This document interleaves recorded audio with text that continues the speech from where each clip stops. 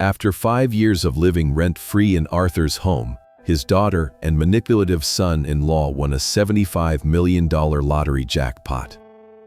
That very evening, Derek looked the 70-year-old man straight in the eye and said, "Get the hell out of this house. It is mine now." Arthur, a retired forensic accountant, did not raise his voice. He did not argue. He just smiled. Then, he asked Derek one single question. That question made the younger man's face turn as pale as a corpse. Arthur was about to make him lose absolutely everything. Not because he was cruel, but because Derek was far too greedy to realize he was standing on the edge of total collapse. To understand how a quiet man could orchestrate such a flawless and devastating retribution, the clock must be wound back 5 years. Arthur Sterling lived a life defined by order and tranquility. Nestled in the quiet outskirts of Ithaca, New York, his wooden house sat surrounded by ancient pine trees and a sprawling garden he tended to with meticulous care. He was a man who appreciated the silent flow of time. For 4 decades, Arthur had worked as a forensic accountant, spending his days tracing hidden assets, unraveling corporate fraud, and finding the invisible threads of deception that greedy people desperately tried to bury. He understood human nature better than most, having seen firsthand how money could rot a soul from the inside out. But in his retirement, he sought only peace. When his beloved wife passed away, the house felt entirely too large, yet Arthur filled the void with routine. He woke up at dawn, brewed black coffee, tended to his hydrangeas, and spent his evenings reading thick historical biographies by the fireplace. He kept his wife's side of the bed untouched and her gardening tools neatly hung in the shed. His world was small, perfectly balanced, and completely under his control. He believed that the twilight of his life would pass like a slow, gentle river. Then came the phone call that shattered the quiet. It was late October, a season when the leaves in Ithaca turned brilliant shades of amber and crimson. Arthur was sitting in his study when the landline rang. On the other end was his only child, Eleanor, though he always called her Ellie. She was weeping so heavily that Arthur could barely make out her words. Between choked sobs, she confessed that Derek, her husband of 3 years, had lost everything. His ambitious venture as a stockbroker had completely imploded, leaving them drowning in massive debt. They were being evicted from their luxury apartment in the city. They had nowhere to go. Arthur loved his daughter unconditionally. Ellie had always been a gentle soul, a pediatric nurse who spent her days caring for sick children, yet she possessed a tragic vulnerability. She had a habit of trying to fix broken things, which was exactly how she ended up marrying Derek Vance. Derek was a man composed entirely of hollow confidence and expensive cologne. Arthur had never cared for the younger man's arrogant smirk or his constant boasting about investments that never seemed to yield actual wealth. But Ellie loved him, and a father's duty was to protect his child. "Come home, sweetheart," Arthur had told her without a second of hesitation. "You both can stay here until you get back on your feet." "Just for a few months, Dad," Ellie had promised, her voice trembling with relief and shame. "Just until Derek finds a new firm. We will not be a burden. I swear." Arthur believed her. Or rather, he wanted to believe her. 2 weeks later, a rented moving truck pulled into the dirt driveway of Arthur's quiet sanctuary. Derek stepped out of the driver's seat, not looking like a man who had just lost his entire livelihood. Instead, he wore a crisp designer jacket and surveyed Arthur's modest wooden home with an expression of thinly veiled distaste. He offered Arthur a weak, dismissive handshake before immediately complaining about the lack of cell service in the area. Ellie looked exhausted. Dark circles shadowed her eyes, and her shoulders slumped under the weight of an invisible burden. Arthur hugged her tightly, feeling how fragile she had become.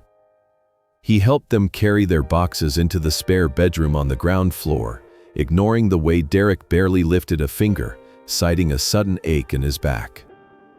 For the first couple of months, Arthur practiced the art of immense patience. He was a father extending grace to his struggling family. He cooked warm meals, hoping to put some color back into Ellie's cheeks. He gave them space. He ignored Derek's loud, late-night phone calls where the younger man paced the living room, pitching imaginary business ideas to anyone who would listen. Arthur believed that temporary hardship required temporary sacrifices. But a forensic accountant is trained to observe patterns. And the pattern emerging in his home was deeply troubling. Derek was not looking for a job. He slept until noon, leaving his dirty dishes on the coffee table, and treated Arthur's home like a low-budget hotel where the service was painfully inadequate. When Arthur tried to engage him in conversation about his career plans, Derek would scoff, claiming he was far too talented to work a standard corporate job and that he was simply waiting for the right venture capital to fund his next big startup. All the while, Ellie returned to work. She picked up extra night shifts at the local hospital, arriving home as the sun rose, looking like a ghost. Arthur watched from the kitchen window as his daughter dragged herself up the driveway, sacrificing her own health to fund the delusions of a man who refused to wake up before lunch. Arthur's sanctuary was gone. The quiet mornings were replaced by the blare of the television. The scent of pine and old books was overshadowed by Derek's lingering cologne and the smell of stale takeout food. But Arthur remained silent. He swallowed his frustration, choosing tolerance over conflict, terrified that if he pushed too hard, Derek would take Ellie away, plunging her back into homelessness. It was a fatal miscalculation. Arthur's silence was not seen as a sacrifice. To a predator like Derek, silence was nothing but a glaring sign of weakness, an open invitation to conquer. The few months Ellie had promised slowly bled into a year, and the parasite had firmly attached itself to the host. By the time the first year bled into the second, the fragile illusion of temporary hardship had completely evaporated. Derek Vance no longer acted like a grateful son-in-law seeking refuge. He moved through Arthur Sterling's quiet home with the bloated entitlement of a conquering king. The guest room was no longer enough for him. He systematically colonized the shared spaces, beginning with the dining room table. Arthur used to sit there every morning, enjoying the morning light filtering through the birch trees while he drank his coffee. Now, the table was permanently buried under Derek's scattered papers, half-empty energy drinks, and a sleek silver laptop. Derek spent his days sitting there, aggressively typing and taking loud phone calls. He spoke in the frantic, buzzword-heavy language of a man desperate to appear important. He threw around terms like blockchain, venture capital, and angel investors, spinning tales of massive wealth that was always just one signature away. But Arthur, a man who had spent 40 years tracking real money, knew the sound of a hollow hustle. There was no capital. There were only credit cards. The evidence arrived almost daily on the front porch. Cardboard boxes containing expensive golf clubs, designer shoes, and high-end electronics piled up by the door. Derek claimed these were essential tools for networking, absolute necessities for a man of his caliber to project success. Arthur watched in silent horror as the delivery drivers came and went, knowing exactly who was paying the true cost of this fabricated lifestyle. It was Ellie. His sweet, exhausted daughter was bearing the entire financial weight of her husband's delusions. To keep up with Derek's mounting minimum payments, Ellie began picking up grueling 14-hour night shifts at the pediatric ward. She would come home as the sun was rising, her scrubs wrinkled, her face pale and drawn. She looked like a woman aging a decade for every year she stayed married. Whenever she gathered the courage to softly question the credit card bills, Derek would immediately twist the narrative. He would sigh heavily, looking at her with an expression of profound disappointment, and tell her that she lacked vision. He claimed he was building an empire for them and that her lack of faith was the only thing holding him back. Too tired to fight, Belly would apologize and go to sleep, only to wake up and work again. Arthur saw it all. His heart ached for his daughter, but his ingrained habit of passive observation kept him rooted in silence. He desperately hoped Ellie would wake up and see the truth for herself. But Derek was a master manipulator, and he recognized that Arthur's silent, watchful presence was a threat to his control. To secure his grip on Ellie, Derek needed to isolate her from her father. He began a slow, calculated campaign of psychological poison. It started with passive-aggressive comments about the house. When Arthur was in the same room, Derek would complain loudly to Ellie about the outdated kitchen cabinets, the fading floral wallpaper, and the ancient plumbing. He spoke as if the house were a rundown rental and Arthur was a negligent landlord. He suggested they knock down walls, tear up the hardwood floors Arthur had laid with his own hands, and modernize the entire property. He never asked for permission. He spoke as if it were already his. Then, the manipulation grew darker. Derek began targeting Arthur's mental state, planting insidious seeds of doubt in Ellie's exhausted mind. Late at night, when Derek thought Arthur was asleep, Arthur would stand in the dark hallway and listen to the whispers echoing from the kitchen. Derek would tell Ellie that Arthur was becoming a burden. He would fabricate small, concerning incidents. He claimed Arthur had left the gas stove on, or that Arthur had looked confused when retrieving the mail, or that Arthur was forgetting basic conversations. None of it was true. Arthur's mind was as sharp as a diamond scalpel. He could still recite tax codes from memory and calculate compound interest in his head. But Derek was relentless. He painted a picture of a fading, senile old man who was stubbornly clinging to a house he could no longer manage. "He is stuck in the past, Ellie," Derek would whisper, his voice dripping with fake concern. "He is depressed. He isolates himself. It is not healthy for him to be living like this. And frankly, it is taking a toll on us. We are putting our lives on hold to be his caretakers." The tragedy was that Ellie, blinded by fatigue and a desperate desire to save her marriage, began to believe him. She started looking at Arthur differently. The warmth in her eyes was replaced by a heavy, anxious pity. When Arthur would simply sit by the window to watch the snow fall, an activity he had enjoyed for decades, Ellie would ask him if he was feeling lost. When he preferred to read quietly instead of listening to Derek's loud television shows, she assumed he was withdrawing due to cognitive decline. The wedge had been successfully driven. Derek had turned Arthur's stoic silence against him, weaponizing the old man's peaceful nature to frame him as incompetent. The house no longer belonged to Arthur, not in spirit. He was made to feel like an unwanted ghost haunting the very halls he had built. A lesser man might have exploded in rage.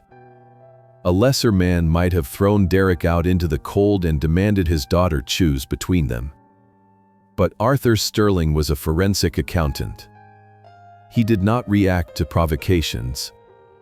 He did not let his emotions dictate his actions.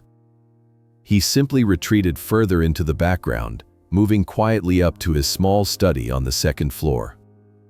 He closed the door, sat at his vintage oak desk, and opened a thick, leather-bound ledger.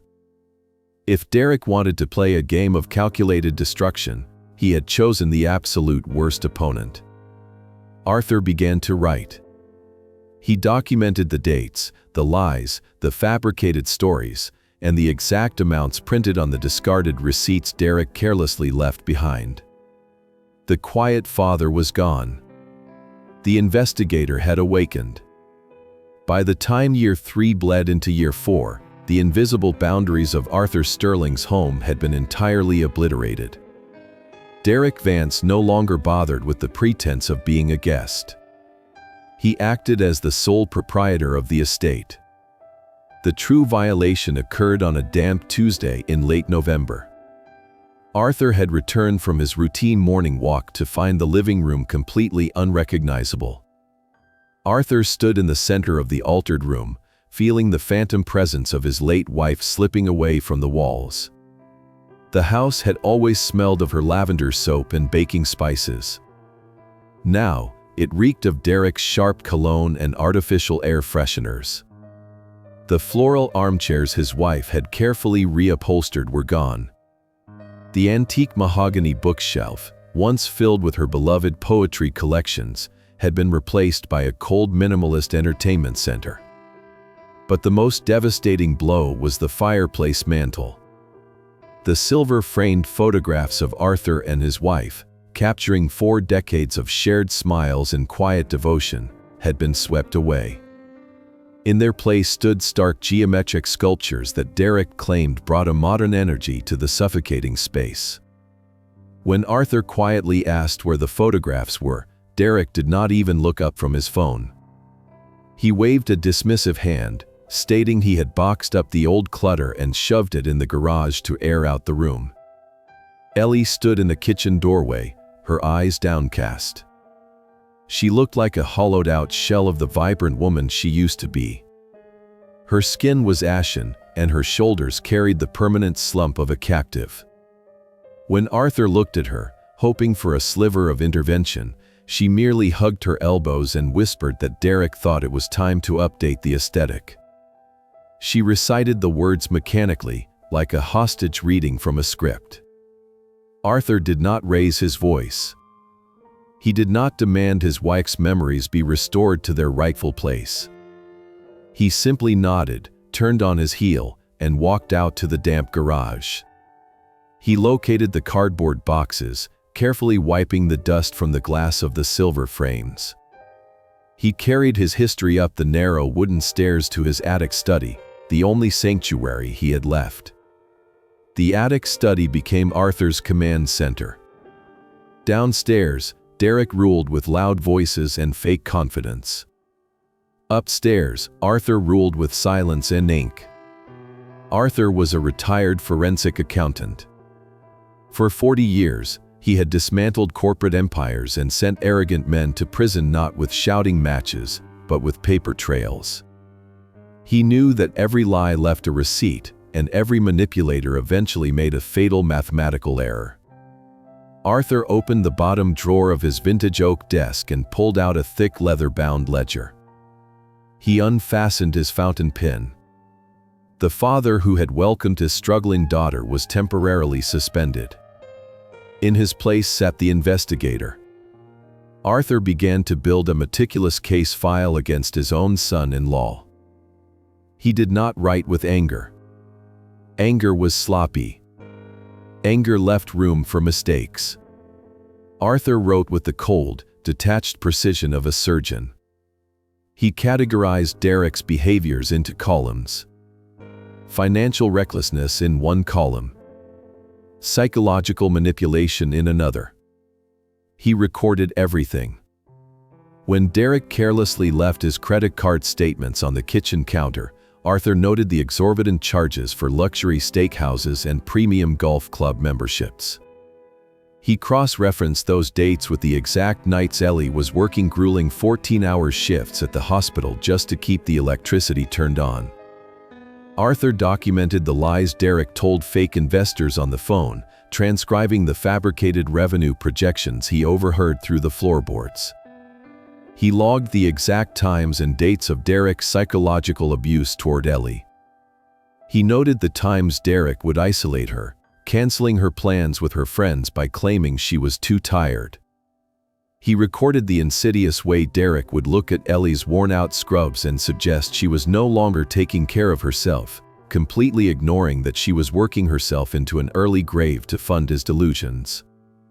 Page by page, the leather-bound ledger filled with damning, irrefutable data. While Arthur gathered his silent ammunition, Ellie continued to wither. She was a ghost haunting her own life. She stopped smiling entirely. Her entire existence was reduced to a transactional loop of waking up, enduring the hospital, handing her paycheck to Derek, and collapsing into exhausted sleep. Derek had successfully stripped her of her identity, molding her into a silent, compliant resource. Arthur watched his daughter fade into nothingness, his heart breaking a little more each day. But he knew that confronting Derek prematurely would only cause the younger man to flee, dragging Ellie down with him into the abyss. So, Arthur waited. He sat in his quiet attic, surrounded by the rescued photographs of his late wife, and ran the numbers. He tracked the mounting debt, the zero income, and the inevitable trajectory of Derek's financial collapse. Derek Vance believed he had conquered a weak, senile old man. He strutted through Arthur's home, completely oblivious to the reality that he was living under the microscope of a master auditor.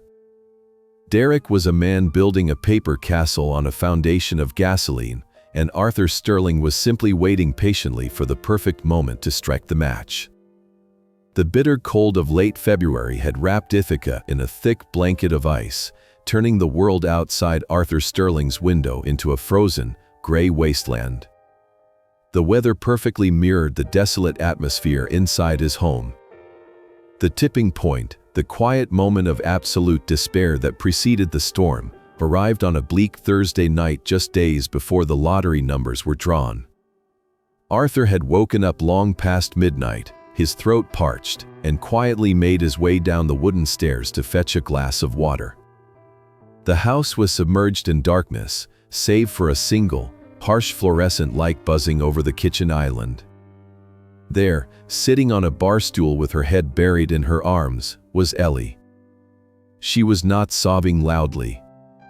She was weeping with the silent, exhausted gasps of a woman who had nothing left to give. Spread out before her on the granite countertop was a fan of envelopes stamped with red ink. They were final collection notices. Upstairs, the faint, rhythmic sound of Derek Vance snoring echoed through the ceiling. He was sleeping the deep, untroubled sleep of a man completely devoid of a conscience, while his wife sat in the freezing kitchen, suffocating under the weight of his financial ruin. Arthur stood in the shadows of the hallway for a long time. His chest tightened with a profound, suffocating sorrow. He wanted to march upstairs, drag Derek out of bed, and throw him out into the snow. He wanted to shake his daughter and beg her to open her eyes to the parasite feeding on her life. But the forensic accountant in him knew that confronting a master manipulator without an ironclad exit strategy would only cause Ellie to defend her abuser. She was deeply trauma-bonded to Derek, trapped in a cycle of guilt and false hope. Words would not save her. Only irrefutable destruction would. Arthur quietly retreated to the stairs, leaving Ellie to her grief, his resolve hardening into solid ice. The next morning, the sky was the color of bruised iron. Arthur bundled up in his heavy wool coat and drove his old sedan into town to gather a few groceries. The local convenience store was small, smelling faintly of stale coffee and damp floor mats. As Arthur stood in line holding a carton of milk and a loaf of bread, a heavy hand clapped him on the shoulder. It was Thomas, an old friend from his days working at the accounting firm. Thomas was a jovial man who had always teased Arthur for being far too serious, too bound by logic and numbers. Thomas laughed loudly, slapping a few crumpled bills onto the counter. He told the clerk to give him a Mega Millions ticket. The jackpot had swelled to an astonishing $75 million. Thomas turned to Arthur, noting the deep lines of exhaustion etched into his old friend's face. Thomas gently nudged Arthur and told him he looked like a man carrying the weight of the entire world. He told Arthur to live a little, to buy a ticket, and to dream of a tropical beach far away from the freezing New York winter. Arthur looked at the brightly lit lottery display. For 40 years, his entire career had been built on mathematical certainty. He knew the statistical improbability of winning. He knew that playing the lottery was a tax on desperation. But as he thought of Ellie weeping over the final notices in the dead of night, a strange, irrational impulse washed over him. Logic had not saved his daughter. Perhaps, for just one moment, he could indulge in a sliver of blind hope. Arthur stepped up to the counter and handed the clerk his debit card. He did not ask for a single random ticket. His analytical mind, even in a moment of whimsy, demanded symmetry and control. He asked the clerk to print 2 identical tickets with the exact same sequence of numbers. The clerk raised an eyebrow but complied, punching the keys and handing over the twin slips of printed paper along with the transaction receipt. Arthur took the receipt, folded it with practiced precision, and slid it into his leather wallet. He pocketed the 2 identical tickets. When Arthur returned to his house, the atmosphere was suffocatingly tense. Derek was lounging on the living room sofa, aggressively tapping on his laptop and ignoring his wife. Ellie was standing by the front door, zipping up her heavy winter coat, preparing to leave for yet another grueling double shift at the pediatric ward. Her eyes were red-rimmed and vacant. She looked like a soldier marching toward a battlefield she knew she would not survive. Arthur walked up to her. He reached into his heavy coat pocket and pulled out one of the lottery tickets. He gently took Ellie's cold, trembling hand and pressed the small slip of paper into her palm. He looked at her tired eyes and told her that he knew things were impossibly hard right now. He told her that it was just a silly piece of paper, a mathematical impossibility, but that sometimes a tiny glimmer of hope was all a person needed to make it through the dark. Ellie looked down at the ticket. For the first time in months, a small, genuine smile touched the corners of her lips.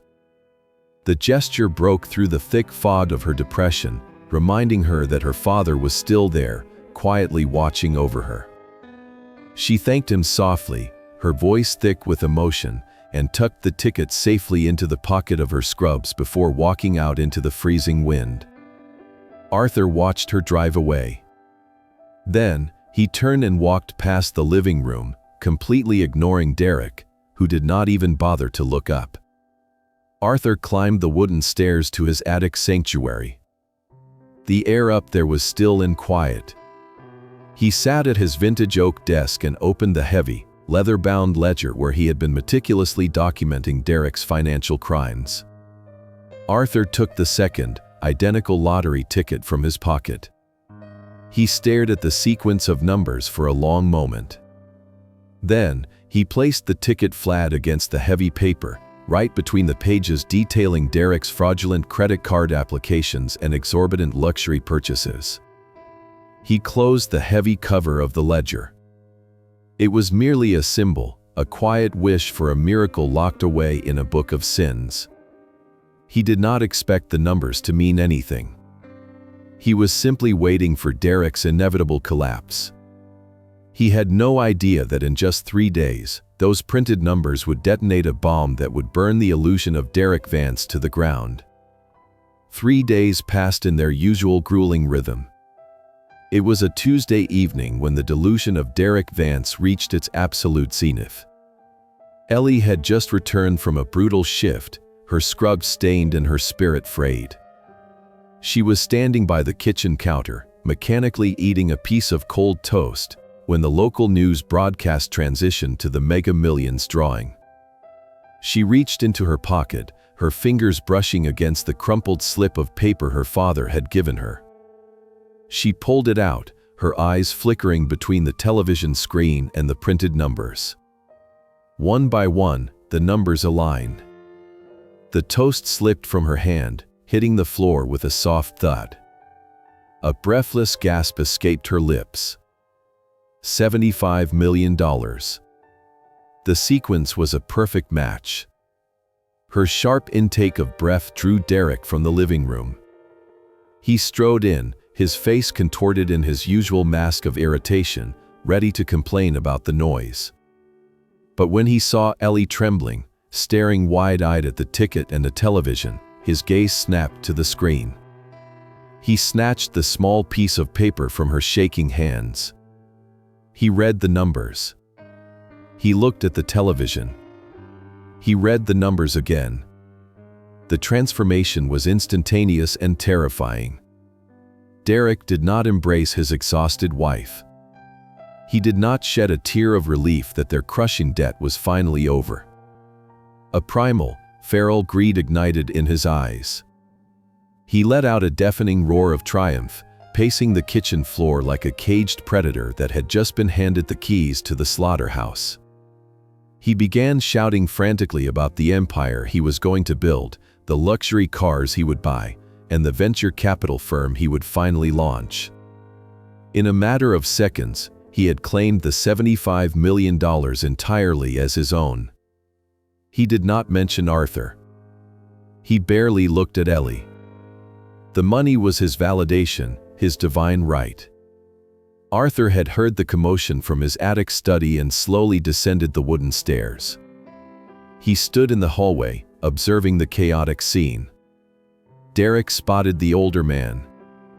The intoxicating rush of unimaginable wealth completely dissolved whatever thin veneer of civility Derek had left.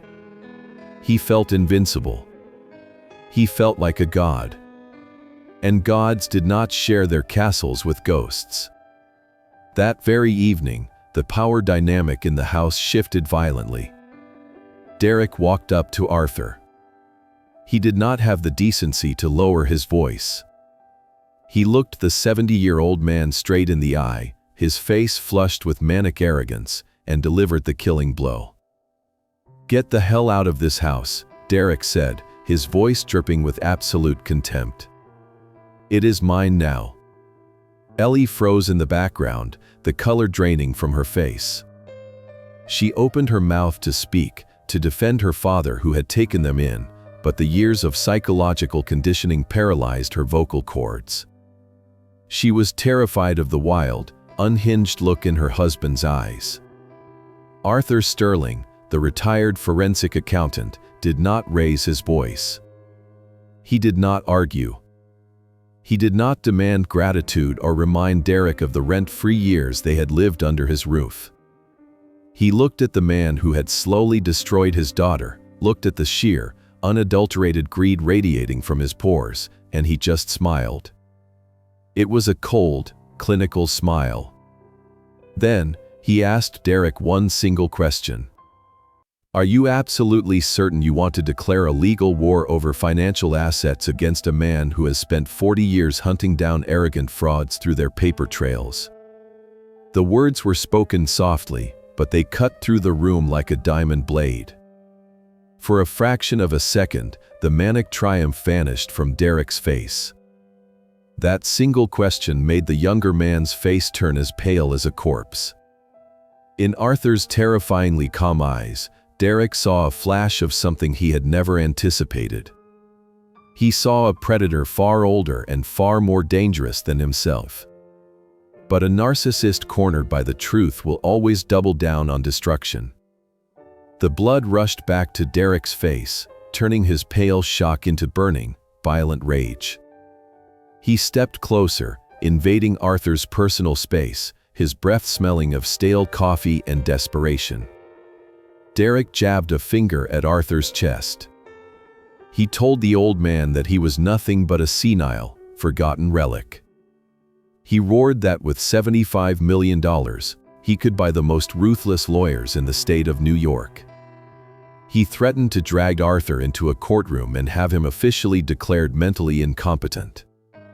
He promised to lock Arthur away in a sterile, white room in a state-run asylum, claiming he was unfit to care for himself. Derek vowed to seize the house, seize the assets, and erase Arthur from existence completely. He screamed that Arthur had no power, no money, and no mind left to fight back. Arthur simply continued to smile. He did not flinch. He let Derek scream his threats into the quiet house. Arthur was about to make him lose absolutely everything. Not because he was cruel, but because Derek was far too greedy to realize he was standing on the edge of total collapse. Derek had just handed a master auditor a signed verbal confession of his intent to commit elder abuse and financial fraud. The trap was perfectly set, and the prey had eagerly locked himself inside. The morning after the $75 million revelation dawned bitter and gray over Ithaca. Inside the wooden house, the atmosphere was thick with a toxic, crackling energy. Derek Vance was already awake, pacing the hardwood floors of the living room with his cell phone pressed to his ear. He was speaking in loud, animated bursts to luxury real estate agents, his voice echoing through the quiet halls. He had not yet claimed a single dollar, but in his mind, he was already a king surveying his conquered kingdom. Belly sat at the kitchen island, staring blankly into a mug of black coffee. She looked less like a lottery winner and more like a prisoner who had just been handed a life sentence. Arthur Sterling descended the stairs with his usual measured steps. He wore his heavy wool coat and a calm expression that completely masked the lethal precision of his thoughts. He did not acknowledge Derek's loud boasting. He poured himself a thermos of coffee and headed for the front door.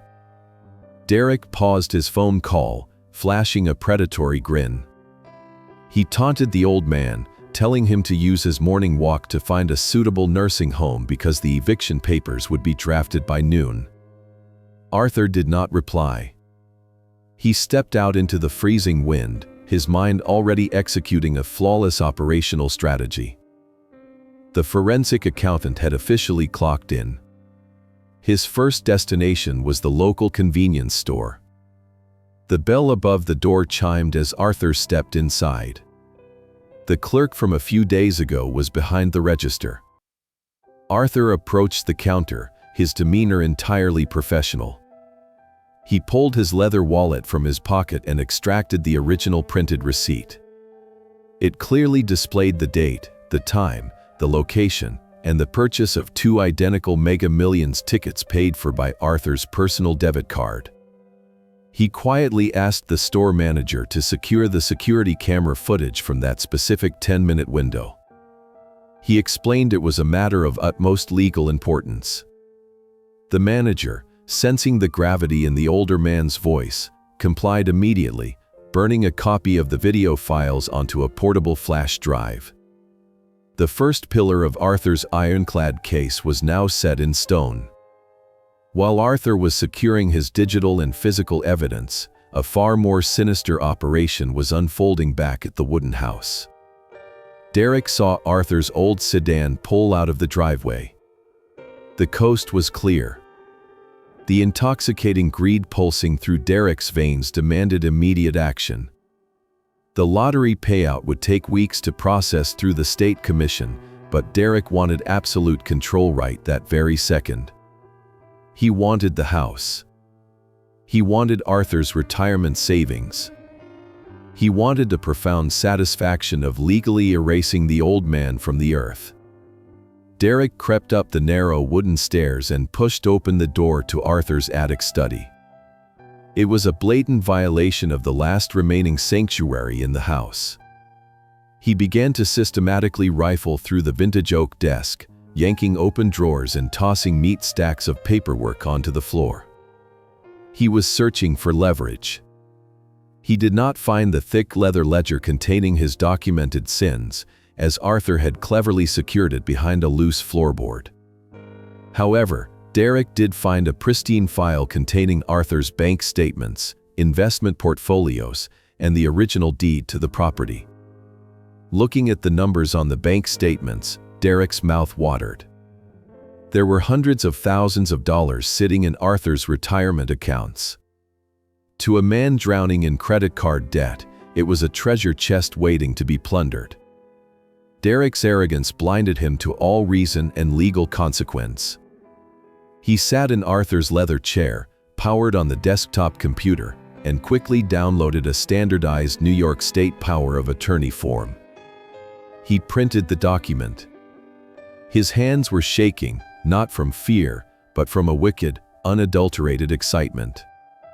The form granted absolute financial and legal control to the designated agent.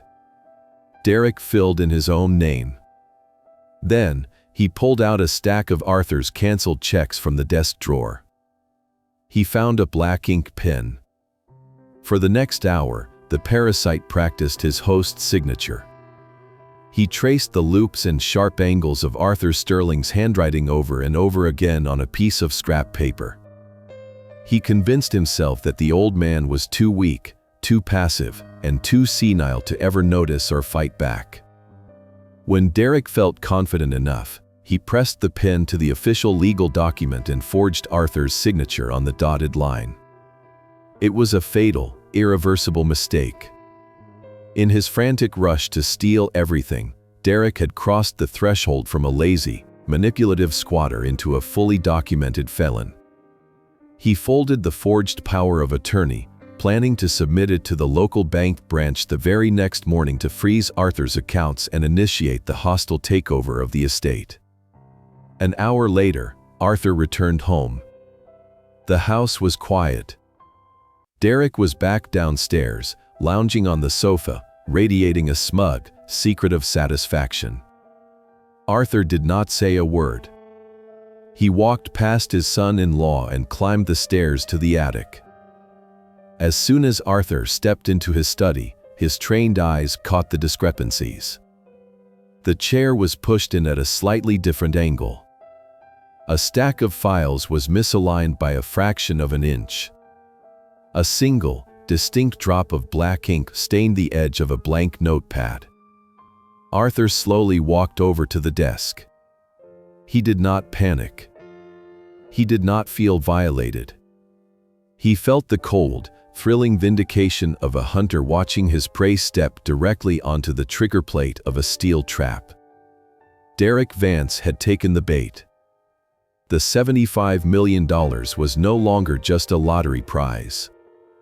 It was the ultimate weapon of mass destruction, and Arthur was about to hand Derek the detonator. The execution of Derek Vance's most despicable maneuver occurred precisely at 2 o'clock the following afternoon. The heavy wooden front door echoed with 3 sharp, authoritative knocks. Arthur Sterling was sitting in his leather armchair, calmly reading a biography, while Derek lounged nearby, his leg bouncing with a nervous, electric anticipation. When Arthur rose to open the door, Derek quickly muted the television, arranging his face into a mask of deep, tragic concern. Standing on the porch was a middle-aged woman holding a thick clipboard and wearing the lanyard with an official state badge. She introduced herself as Brenda Hayes, a senior investigator for Tompkins County Adult Protective Services. She stated that her office had received an urgent, anonymous tip regarding an elderly resident who was allegedly suffering from severe cognitive decline, wandering the house in a state of confusion, and proving entirely incapable of managing his own health and finances. Derek immediately stepped up right behind Arthur, placing a heavy, theatrical hand on the older man's shoulder. Derek looked at the investigator with a perfectly practiced expression of sorrow. He softly told Brenda that it was a heartbreaking situation, claiming the family was doing everything they could but that Arthur was simply slipping away from them too fast. Ellie, who had just walked out of the kitchen wiping her hands on a dish towel, froze in the hallway. The blood drained completely from her face. She stared at her husband in absolute horror, realizing for the first time just how far into the darkness Derek was willing to go. She had not known about this phone call. She opened her mouth to speak, but Brenda politely yet firmly requested that all family members wait in the kitchen so she could conduct a private, uninfluenced assessment with Arthur. Derek happily complied, practically herding his terrified wife out of the room, his eyes gleaming with the certainty of his impending victory. Arthur simply gestured toward the sofa, inviting Brenda to sit. He did not look angry. He did not look confused. He possessed the impeccable, unshakable posture of a man who had spent 40 years sitting across from hostile corporate lawyers. Brenda clicked her pen and began the standard cognitive evaluation. Her tone was gentle, the kind usually reserved for fragile patients. She asked Arthur to state his full name, his date of birth, and the current date. Arthur answered effortlessly. She then asked him to name the current president and perform a series of sequential subtraction exercises. Arthur smiled a quiet, knowing smile. He recited the current date, then seamlessly transitioned into quoting the precise macroeconomic interest rates published that very morning, followed by the specific property tax codes relevant to his Ithaca neighborhood. He spoke with the articulate, measured cadence of a seasoned professional delivering an audit report. He did not stumble over a single syllable. Brenda stopped writing. The gentle, patronizing tone vanished from her voice, replaced by genuine professional curiosity. She looked at the sharp, intelligent eyes of the 70-year-old man sitting across from her and realized immediately that she was not speaking to a dementia patient. Arthur then offered to give her a tour of his environment. He led the investigator up the narrow wooden stairs to his attic study. He showed her his perfectly organized desk, his impeccably balanced checkbooks, and his color-coded filing system. He demonstrated his complete mastery over his daily medications, his schedule, and his household maintenance. He proved beyond any shadow of a doubt that he was not only self-sufficient but possessed a level of organizational brilliance that most people half his age could never hope to achieve. When they returned to the quiet isolation of the study, Arthur decided it was time to pivot. The forensic accountant took control of the narrative. Arthur sat in his vintage oak chair and asked Brenda a very simple question. He asked if she, in her years of experience investigating elder abuse, had ever noticed a statistical correlation between sudden familial wealth and the abrupt filing of incompetency reports. Brenda frowned, her professional instincts suddenly on high alert. She asked him to clarify. Arthur leaned forward, his voice remaining perfectly calm and objective. He informed the investigator that exactly 48 hours ago, a lottery ticket purchased with his personal debit card had matched the winning numbers for a $75 million jackpot. He explained that since that exact moment, his son-in-law had aggressively demanded he vacate the premises, explicitly threatened him with forced institutionalization, and had now clearly weaponized a state agency to execute that very threat. Arthur did not raise his voice to complain. He did not yell about the injustice of it all. He simply presented the timeline of events as pure, objective data. He handed Brenda the mathematical equation of Derek's greed, allowing the investigator to solve it herself. The realization hit Brenda like a physical blow. Her eyes widened as the sinister reality of the situation locked into place.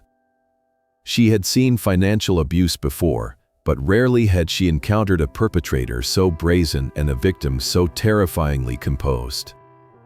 She looked at the immaculately kept study, then down at the false report on her clipboard. She recognized the textbook signs of a greedy relative trying to use the system to clear a path to a massive fortune. Brenda closed her folder with a sharp, decisive snap.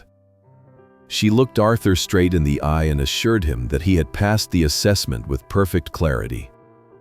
Furthermore, she promised him that she would be noting the highly suspicious timing and the clear financial motive of the complaint in her official, legally binding report. She told Arthur that if the caller attempted to harass him using state resources again, the agency would look into pursuing charges for filing a false report.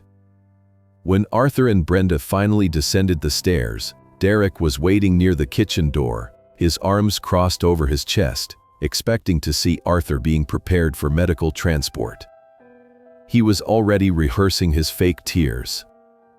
Instead, Brenda walked straight past Derek. She stopped at the front door, turning back to deliver a look of absolute, chilling disgust directed entirely at the younger man. She stated loudly and clearly for the entire house to hear that Mr. Sterling was one of the most remarkably competent individuals she had ever evaluated, and that the case was being permanently closed and flagged for malicious intent. The door clicked shut behind her. Derek stood frozen in the hallway, his smug expression crumbling into a pale mask of shock. His ultimate dirty move had failed spectacularly. He had tried to bury Arthur alive, but all he had accomplished was providing the retired forensic accountant with an official, independent state witness who was now thoroughly documenting Derek's malice. Arthur walked past his paralyzed son-in-law, offering nothing but silence, knowing that the real legal execution was only just beginning. The quiet wooden house in Ithaca had become a suffocating pressure cooker in the wake of the failed Adult Protective Services visit. Derek Vance spent the next 24 hours alternating between manic pacing and terrifying bursts of silent rage. He realized his blunt force tactics were useless against the impenetrable composure of Arthur Sterling. However, Derek's arrogance still blinded him to the catastrophic trap he had already stepped into. He believed his forged power of attorney document, submitted the morning after his lottery discovery, was his ultimate fail-safe. Arthur's phone rang at precisely 9 o'clock on a Thursday morning. Arthur was sitting at his kitchen island, sipping his usual black coffee. Derek was loudly crunching cereal across the room, aggressively avoiding eye contact, completely unaware that his executioner had just dialed in. Arthur picked up the receiver. On the other end was the stern, professional voice of a senior branch manager from his local bank. The manager requested an immediate verification of a sudden, drastic change to Arthur's financial standing. She explained that a comprehensive power of attorney document designating Derek Vance as the sole authorized agent over all checking, savings, and investment accounts had been submitted the previous day. Arthur did not gasp. He did not drop his coffee mug. He maintained a voice so level and devoid of emotion that the branch manager paused, expecting a frantic outburst. Instead, Arthur calmly and methodically informed her that he had never drafted, authorized, or signed any such document.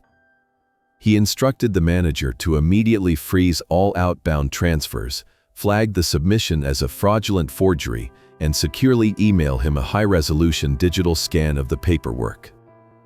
The manager, alarmed by the gravity of the situation, complied instantly, her keystrokes echoing faintly over the line.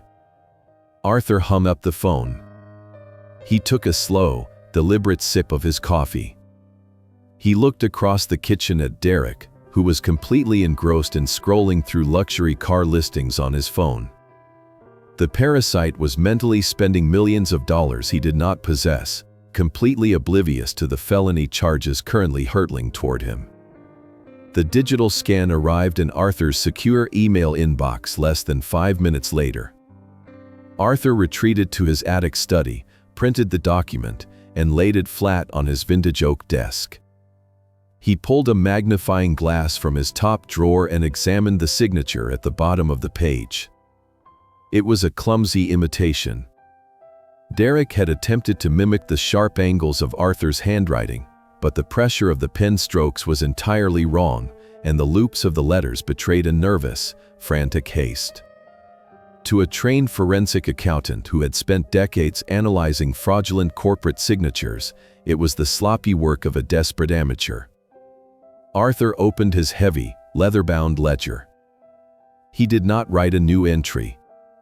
He simply slid the forged power of attorney, along with the printed email from the bank manager, right next to the original convenience store receipt and the pristine, unredeemed $75 million lottery ticket. His case file was now terrifyingly complete. He had motive, he had opportunity, and he had undeniable, irrefutable proof of a criminal act. He placed the ledger into a sturdy leather briefcase, locked the clasps with a satisfying double-click, and descended the narrow wooden stairs. He walked past Derek, who sneered and told the old man to enjoy his last few days of freedom before the eviction notices arrived. Arthur did not respond. He walked out the front door, started his old sedan, and drove directly to the Ithaca Police Department. The police station was loud, smelling of stale coffee and administrative anxiety. Arthur requested to speak directly with a detective from the Financial Crimes Division. He was led into a small, windowless interview room where he met Detective Miller, a seasoned, sharp-eyed investigator who looked perpetually exhausted. Arthur did not waste time with emotional appeals. He opened his briefcase and laid out the timeline with ruthless efficiency. He presented the purchase receipt for the twin lottery tickets. He detailed Derek's sudden, aggressive demands for eviction and the failed attempt to weaponize adult protective services. Finally, Arthur placed the forged power of attorney document and the bank manager's correspondence squarely in the center of the table. He looked Detective Miller straight in the eye and stated clearly that his son-in-law had committed felony forgery in a desperate, premeditated attempt to seize control of his life savings and intercept a massive lottery payout. Detective Miller examined the documents. His posture shifted from casual exhaustion to intense, focused attention.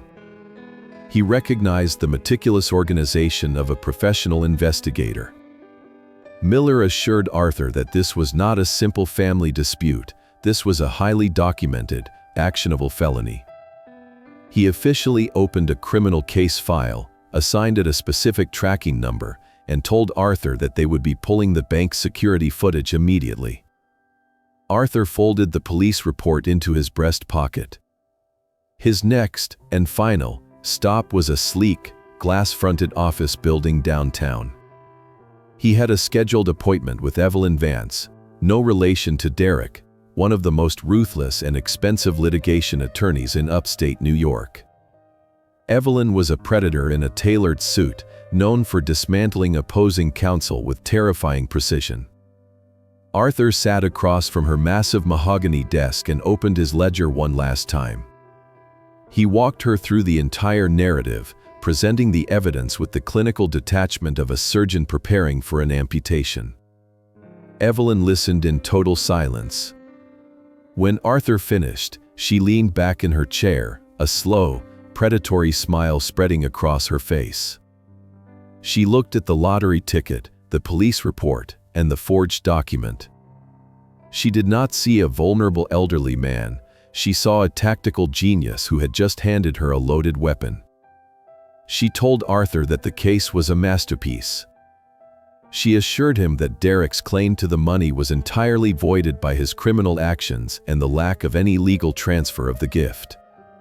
She promised Arthur that when they arrived at the State Lottery Commission's mediation hearing, they would not negotiate. They would execute. The battle was already won. All that remained was dropping the guillotine. 2 weeks later, the heavy glass doors of the New York State Gaming Commission headquarters in downtown Albany slid open. Arthur Sterling walked through them with the steady, measured pace of a man who had already read the final page of a very predictable book. Beside him walked Evelyn, her posture radiating an absolute, lethal confidence. She carried his locked leather briefcase like an executioner carrying an axe.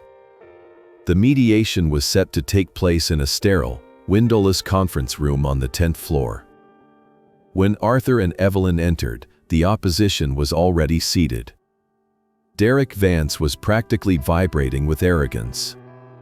He wore a brand new, sharply tailored Italian suit, undoubtedly purchased on yet another maxed-out credit card, and a luxury watch that caught the harsh fluorescent light. He sat perfectly upright, his chest puffed out, looking every bit the self-proclaimed millionaire. Next to him sat a slick, high-priced litigation attorney named Richard Thorne, whose confident demeanor matched his client's entirely. Sitting at the far end of their side of the long mahogany table was Ellie. She did not wear new clothes. She wore a faded sweater, her hands clasped tightly in her lap, her eyes fixed firmly on the carpet. She looked incredibly small, a hostage brought along merely to legitimize her captor's demands. The mediator, a stern man with silver hair and a completely neutral expression, called the session to order. He stated that the purpose of the meeting was to resolve the ownership dispute regarding a Mega Millions lottery ticket valued at $75 million. Richard Thorne stood up first. He buttoned his expensive jacket and delivered his opening statement with a smooth, practiced cadence. He argued that Arthur Sterling had voluntarily and unconditionally handed the lottery ticket to Eleanor Vance.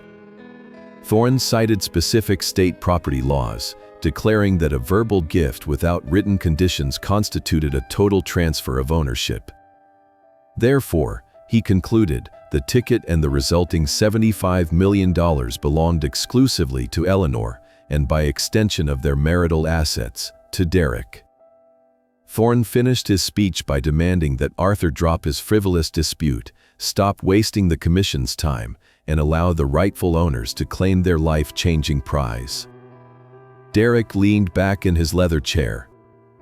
He crossed his arms over his chest and shot Arthur a triumphant, mocking smirk.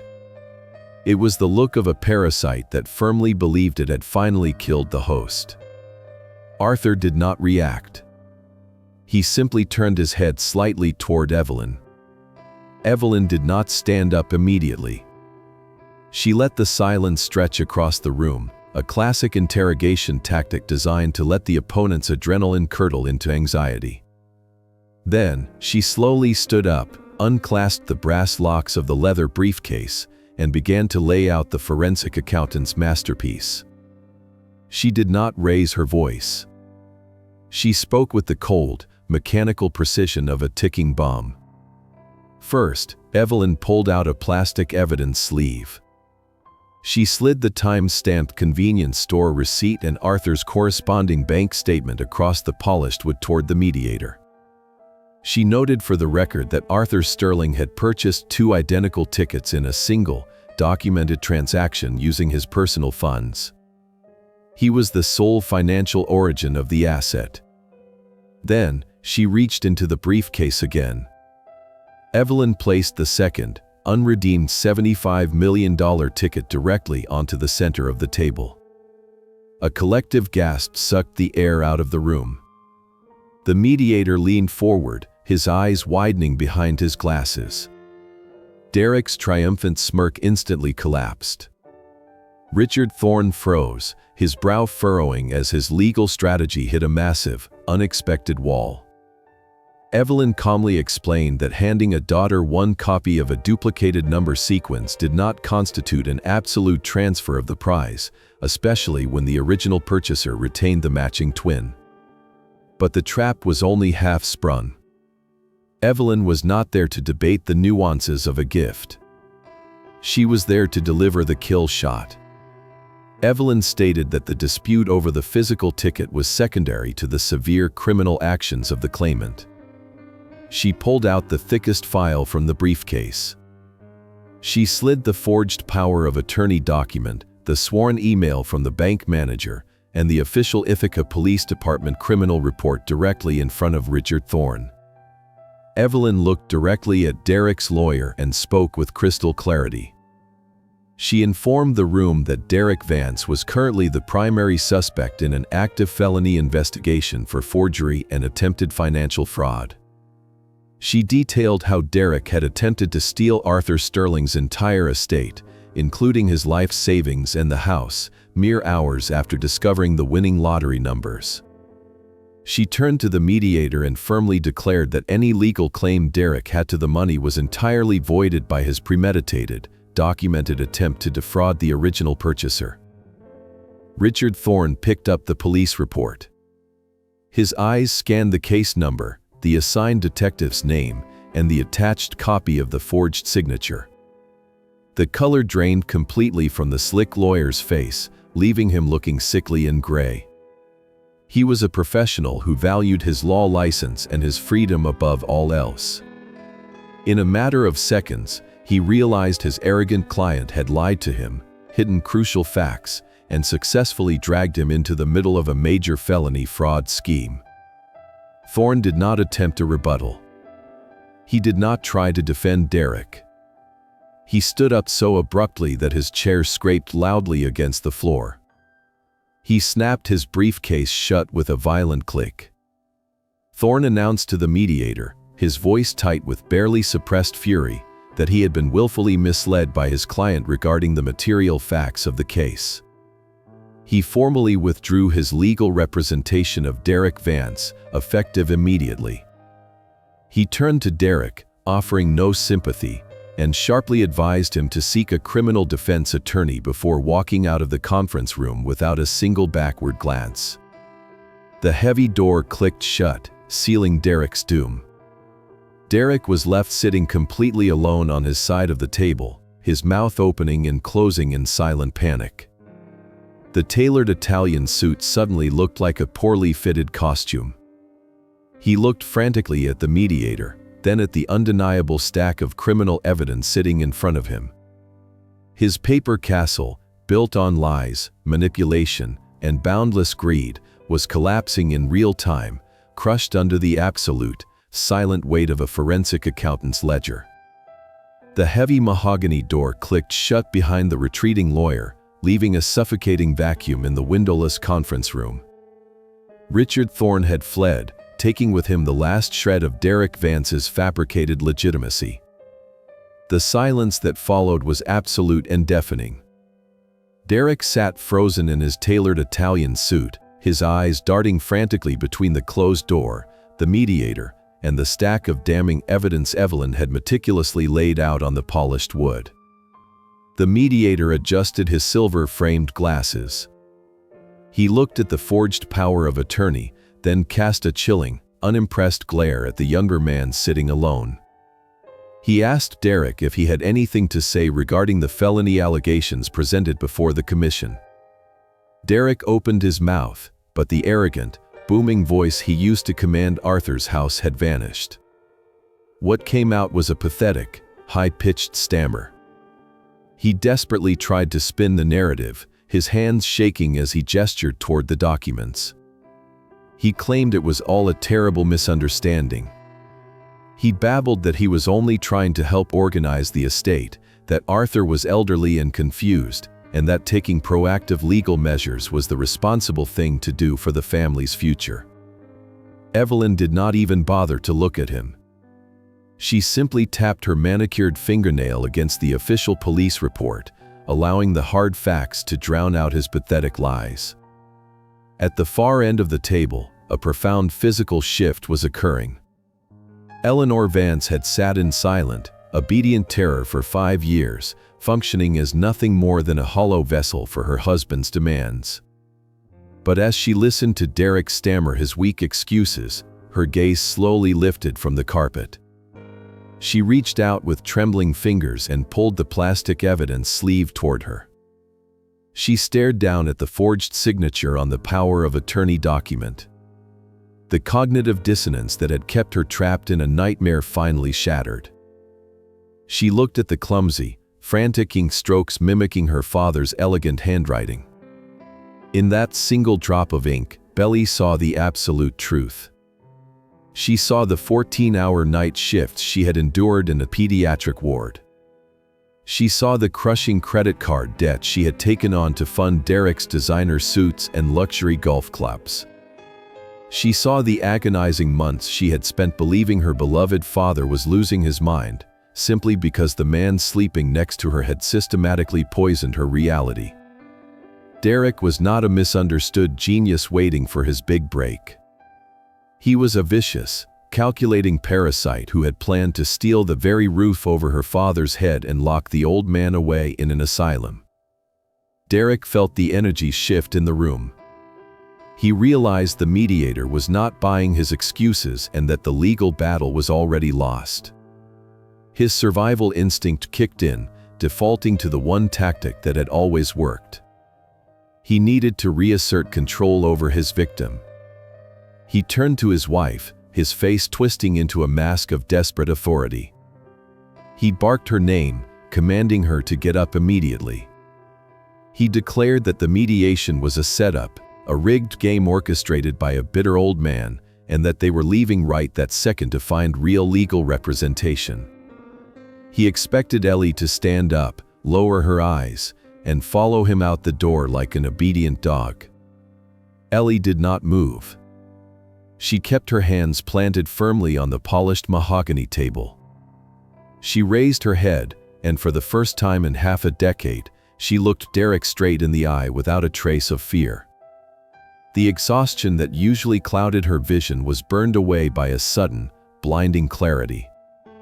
She told him no. Her voice was quiet at first, barely a whisper, but it carried a weight that made the entire room freeze. Derek blinked, completely taken aback. He stepped toward her, his face flushing with anger, and hissed at her to stop making a scene and to follow his orders. Ellie stood up. She pushed her chair back, the sound echoing sharply. Her voice grew louder, echoing with the righteous fury of a woman waking up from a long, suffocating coma. She looked at the mediator and spoke with absolute conviction. She formally confessed to the room that her father, Arthur Sterling, had purchased both lottery tickets with his own money. She admitted that the ticket given to her was a tiny gesture of comfort on a night when she was weeping over the massive debts her husband had accumulated. Derek tried to shout over her, screaming that she was hysterical and did not know what she was saying, but Ellie refused to be silenced. She pointed a trembling finger directly at his chest. She exposed every dark corner of their marriage to the commission. She detailed the non-existent venture capital firms, the maxed-out credit cards, and the relentless psychological manipulation.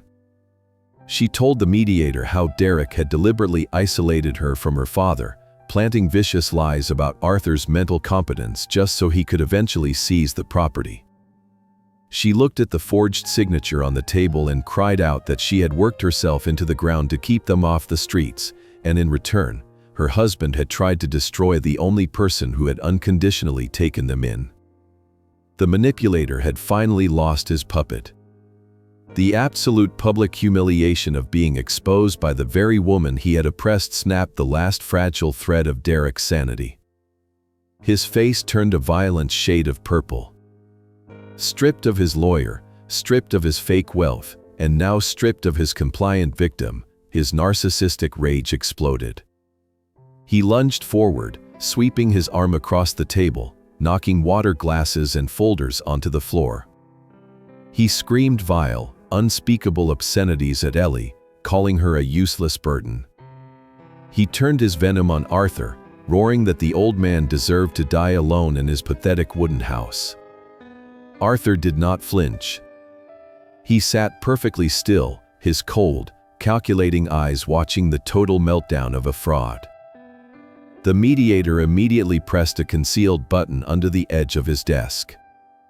Within seconds, the conference room doors burst open. Two large, uniformed security guards stepped inside.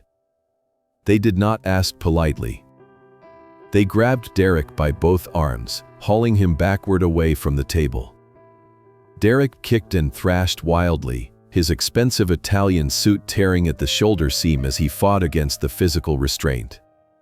He screamed empty threats of lawsuits and revenge as the guards dragged him forcefully out of the room, his chaotic roaring echoing down the hallway until the heavy doors swung shut once more.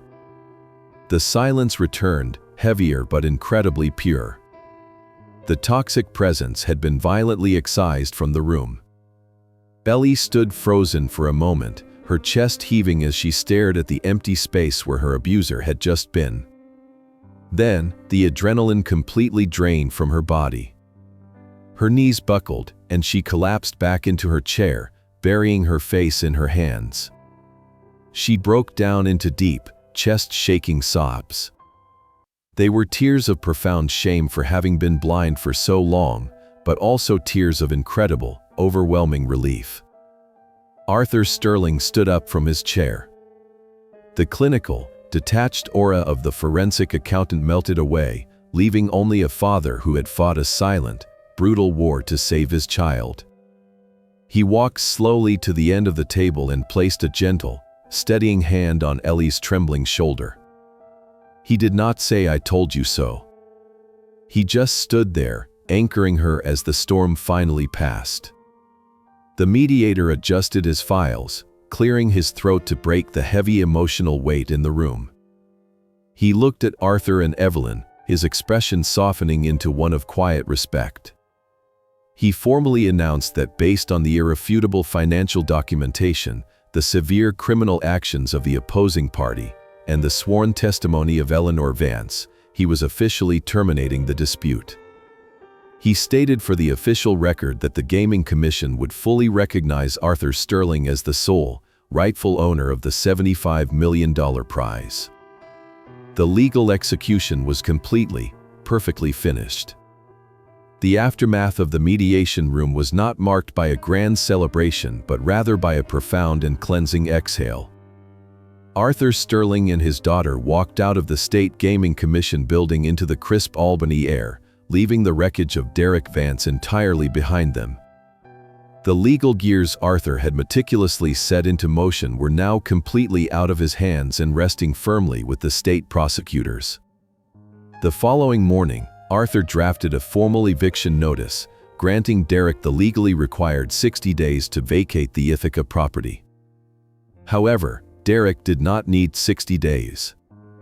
Stripped of his fake wealth and facing imminent felony forgery charges, the parasite packed his designer clothes into garbage bags and fled the house under the cover of darkness. He was completely erased from their lives and would soon trade his tailored suits for the stark reality of a prison uniform. His paper empire finally burned to ash. Ellie did not return to the wooden house right away. The spell of her abusive marriage was broken, but the healing process required absolute distance. She officially filed for a divorce, severing the legal ties to her manipulator once and for all. When Arthur gently offered her a share of the $75 million, Ellie softly declined, asking him to hold on to it for a little while. She needed to prove to herself that she could stand on her own 2 feet again. She rented a small, sunlit apartment on the quiet side of town. She returned to her nursing shifts not to pay off a monster's credit card debt, but to slowly rebuild her own shattered identity. She learned how to sleep without anxiety, how to breathe without fear, and how to smile without asking for permission. As for Arthur, the massive lottery payout was deposited securely into his accounts. He quickly realized that the quiet wooden house in Ithaca, the home he had built with his late wife, was permanently stained by the memories of Derek's toxic presence. Arthur sold the property, packing up only his vintage oak desk, his forensic accounting ledgers, and the silver-framed photographs of his wife. He purchased a beautiful, secluded house on the rugged coastline, where the sound of crashing ocean waves replaced the suffocating silence of the past 5 years. He did not keep the vast fortune entirely for himself. Channeling his lifelong dedication to justice, Arthur established a heavily funded legal defense foundation specifically designed to protect elderly individuals who were being financially abused and manipulated by greedy relatives. He ensured that no other vulnerable person would have to face a predator without a brilliant lawyer standing by their side. The true victory was not found in the money or the legal triumphs. It was found on a warm Sunday evening, several months later, on the wooden deck of Arthur's new beach house. Ellie had driven up to visit him. She looked healthier, her eyes bright and her posture finally free of the heavy invisible weight she had carried for so long. They sat side by side in comfortable wooden chairs, drinking hot tea and watching the golden sun dip below the ocean horizon. They did not talk about Derek. They did not talk about the lottery or the courtroom. They just sat together, enveloped in a deep, unconditional peace, a father and a daughter who had walked through the darkest storm and finally found their way back to each other. Looking back on this incredible journey, we are reminded of a profound life lesson. True family is built on a foundation of mutual respect, love, and protection, never on manipulation or entitlement. We must always stay vigilant and protect our boundaries because greed can turn even the closest people into strangers. Sometimes, the most powerful response to cruelty is not screaming or violence, but a quiet, calculated truth that exposes the darkness to the light. Arthur Sterling taught us that patience and intellect will always outlast loud arrogance, and Ellie showed us that it is never too late to wake up, find your voice, and reclaim your own life. If this story resonated with you, please consider subscribing to our channel, hitting the like button, and sharing this video so you can listen to more captivating stories every single day. How did Arthur and Ellie's journey make you feel? Have you ever encountered a situation in your own life where you had to stand up against manipulation or protect someone you love from a toxic environment? We truly want to hear from you, so please share your thoughts and feelings down in the comments section below so we can listen to the emotions straight from your heart. We wish everyone watching this video good health, a joyful life, and peace every single day. Goodbye and see you in the next video.